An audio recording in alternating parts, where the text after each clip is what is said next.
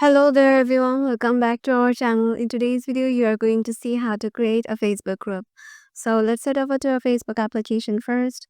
Once you're there, make sure that you have logged in into your desired account and then head over to the three lines icon on the top right.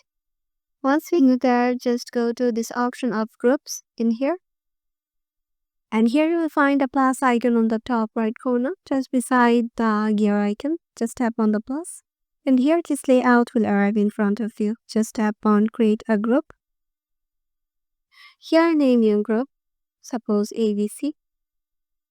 Give it a privacy settings like it can be public or private. Just tap on private. And now just check the visibility like it can be hidden or visible. Good, I'm just giving it hidden. Now name it create a group.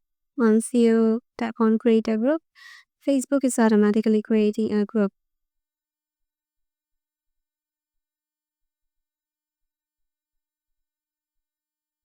It might take a while. So as you can see, they have already created a group. Now here's the invite link. Just tap on the invite link and you can suggest your friends from here by tapping invite and then tap on next. And here you can add a cover photo for your group. And once you are done, just tap close. And here just tap on confirm. And after that, you can just manage your group.